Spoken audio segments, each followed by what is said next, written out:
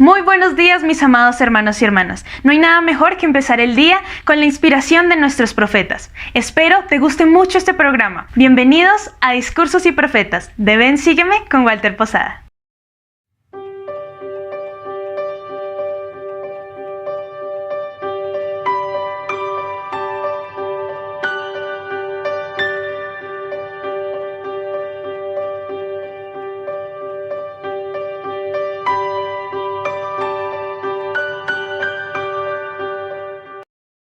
En una ocasión que José Smith estaba reunido con los líderes de la iglesia, él declaró: si quitamos el libro de Mormón y las revelaciones, ¿dónde queda nuestra religión? No tenemos ninguna. Mis queridos hermanos y hermanas, la milagrosa salida a luz del libro de Mormón es el segundo hito fundamental de la restauración en desarrollo del Evangelio de Jesucristo en esta dispensación, luego de la primera visión. El libro de Mormón testifica del amor de Dios por sus hijos, del divino y desinteresado sacrificio expiatorio del Señor Jesucristo, y de su supremo ministerio entre los nefitas poco después de su resurrección. Además, testifica que el remanente de la casa de Israel ha de llegar a ser uno mediante su obra en los últimos días, y que ellos no son desechados para siempre. Cuando estudiamos la salida a luz de este libro sagrado de Escritura en estos últimos días, nos damos cuenta de que el proceso entero fue milagroso. Desde que el profeta José recibió de un ángel santo las planchas de oro, hasta su traducción, por el don y el poder de Dios, su preservación y publicación por la mano del Señor.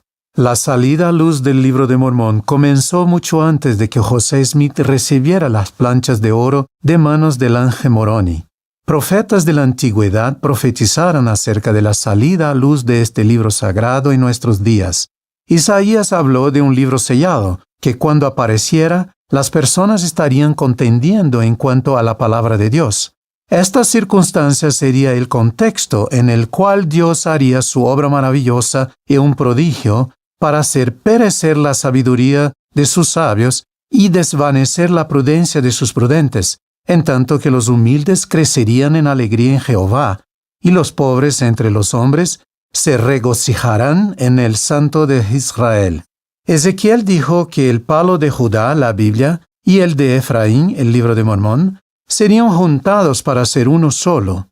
Tanto Ezequiel en el Antiguo Testamento como Ley en el libro de Mormón señalan que ellos crecerán juntamente para confundir la falsa doctrina, establecer la paz y llevarnos al conocimiento de los convenios.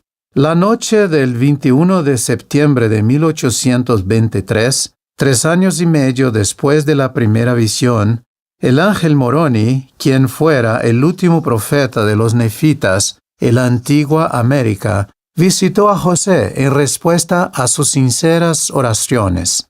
En sus visitas, que duraron toda la noche, Moroni le dijo a José que Dios tenía una obra maravillosa que él debía hacer: traducir y publicar al mundo las palabras de antiguos e inspirados profetas del continente americano. Al día siguiente, José fue a un lugar no muy alejado de su casa, donde varios siglos antes Moroni había enterrado las planchas hacia el final de su vida.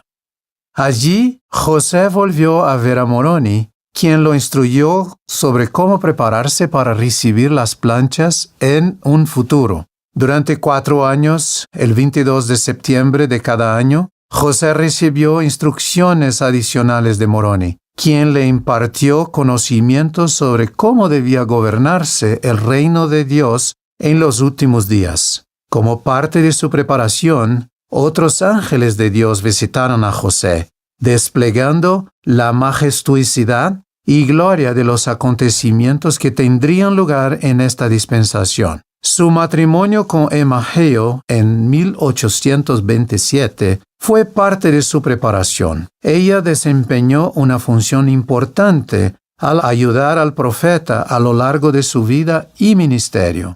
De hecho, en septiembre de 1827, Emma acompañó a José hasta el cerro donde estaban escondidas las planchas de oro, y allí lo esperó mientras el ángel Moroni se las entregaba en las manos de José. José recibió la promesa de que las planchas serían preservadas si él ponía todo su empeño por protegerlas hasta que fueran devueltas a Moroni. Queridos compañeros en el Evangelio, muchos de los descubrimientos de hoy en día se producen durante una excavación arqueológica o incluso por accidente durante una construcción. En cambio, un ángel guió a José Smith hasta las planchas. Esa circunstancia en sí misma fue un milagro. El proceso de la traducción del Libro de Mormón fue también un milagro. Este antiguo registro sagrado no fue traducido del modo tradicional, que un erudito traduciría un texto antiguo, es decir, estudiando ese idioma antiguo. Debemos considerar el proceso más como una revelación con la ayuda de instrumentos físicos que el Señor proporcionó, y no como una traducción hecha por un experto en idiomas. José Smith declaró: por el poder de Dios, traduje de jeroglíficos el Libro de Mormón, cuyo conocimiento se había perdido para el mundo, un acontecimiento maravilloso en el cual estuve solo, un joven sin instrucción, para combatir con una nueva revelación la sabiduría mundana y la ignorancia colectiva de 18 siglos. La ayuda del Señor en la traducción de las planchas, o mejor dicho, en la revelación de ellas, también se vuelve evidente al considerar el milagro del corto tiempo que le tomó a José Smith traducirlas. Los escribas de José Smith testificaron del poder de Dios, que se manifestaba mientras trabajaban en la traducción o revelación, por así decirlo, del Libro de Mormón. Oliver Cowdery dijo en una ocasión: estos fueron días inolvidables. Estar sentado oyendo el son de una voz dictada por la inspiración del cielo despertó la más profunda gratitud en este pecho. Día tras día, yo continuaba escribiendo las palabras de su boca, sin interrupción, según él traducía el Libro de Mormón.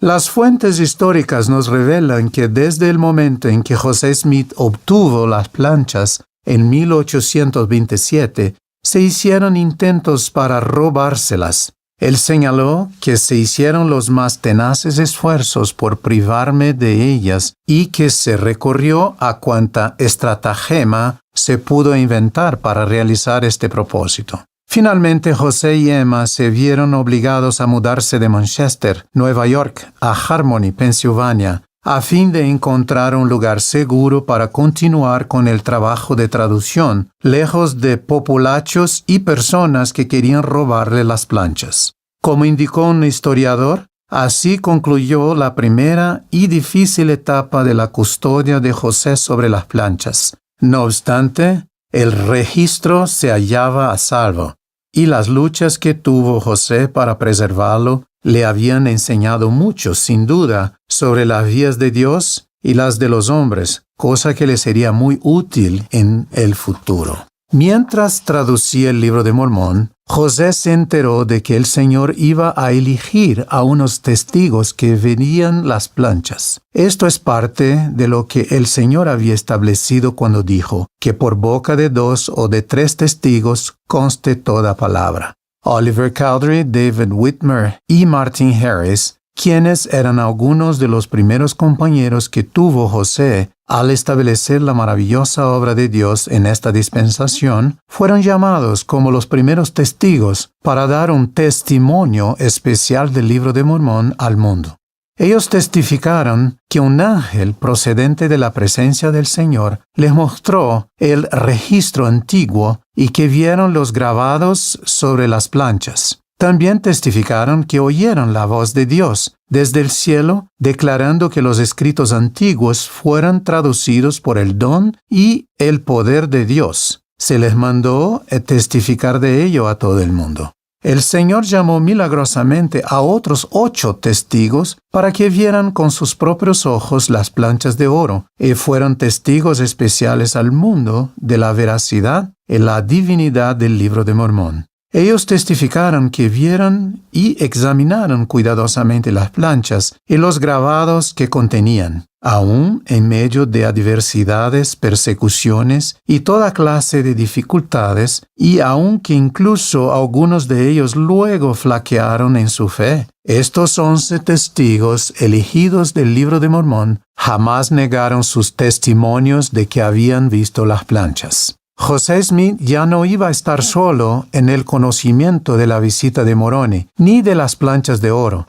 Lucy Mack Smith registró que su hijo volvió a casa exultante de gozo, luego que le fueran mostradas las planchas a los testigos. José les explicó a sus padres: «Siento como si me hubiera liberado de una carga que me resultaba demasiado pesada de soportar, y mi alma se regocija al saber que no estaré enteramente solo en el mundo».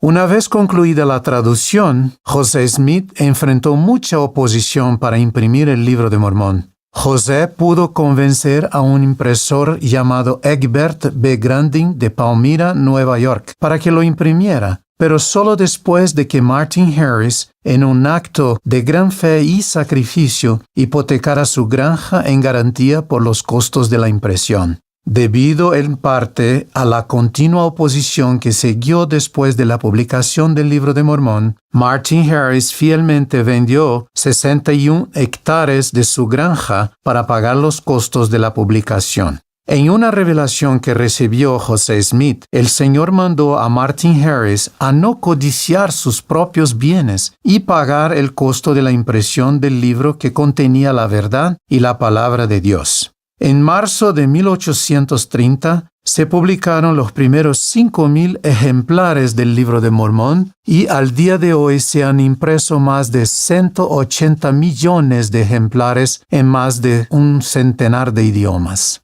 Los hechos históricos y los testigos especiales del Libro de Mormón testifican que su salida a luz fue realmente milagrosa. No obstante, el poder de este libro no radica solo en su magnífica historia, sino en su mensaje poderoso y sin igual que ha cambiado innumerables vidas, entre ellas la mía. Yo leí por primera vez todo el Libro de Mormón cuando era un joven alumno del seminario. Por recomendación de mis maestros, comencé a leerlo desde sus páginas introductorias. Aún resuena en mi mente la promesa que se encuentra en las primeras páginas del libro de meditar en el corazón y luego preguntar a Dios con fe, en el nombre de Cristo, si el libro es verdadero.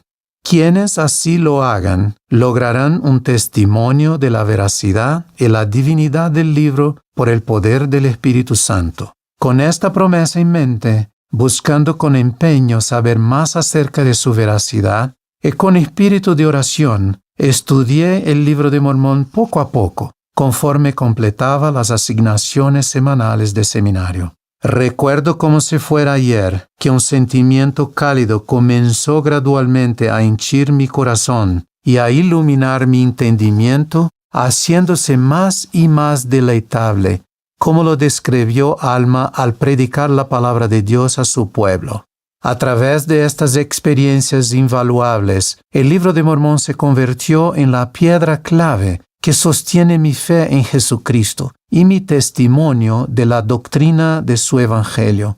Llegó a ser uno de los pilares que me testifica del divino sacrificio expiatorio de Cristo. Se ha hecho mi escudo a lo largo de mi vida contra los intentos del adversario de debilitar mi fe e infundir incredulidad en mi mente, y me dio el valor para declarar osadamente al mundo mi testimonio del Salvador. Mis queridos amigos, mi testimonio del Libro de Mormón llegó línea por línea, como un milagro a mi corazón. Hasta el día de hoy, este testimonio continúa creciendo a medida que, con un corazón sincero, sigo buscando entender más plenamente la palabra de Dios que contiene este extraordinario libro de Escrituras.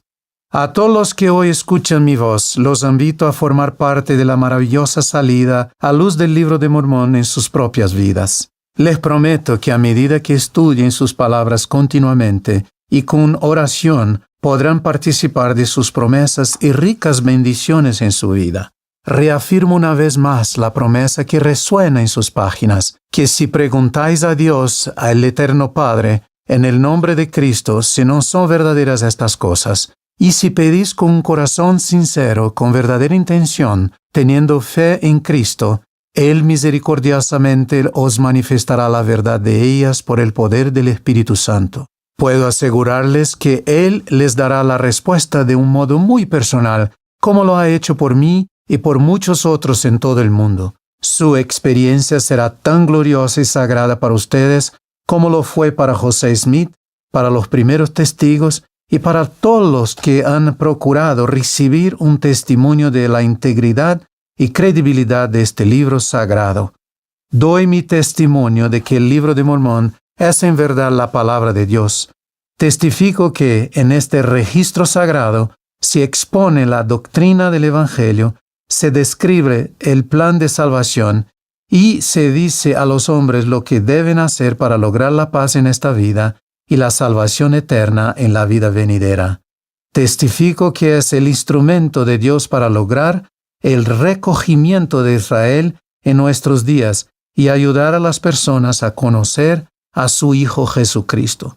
Yo testifico que Dios vive y nos ama y que su Hijo Jesucristo es el Salvador del mundo, la principal piedra de ángulo de nuestra religión, y estas cosas las digo en el sagrado nombre de nuestro Redentor, nuestro Maestro y nuestro Señor, sí Jesucristo. Amén. Espera, no te vayas todavía. Recuerda que tenemos muchos contenidos para ti. Elige el que más te gusta, aquí en Ven Sígueme con Walter Posada.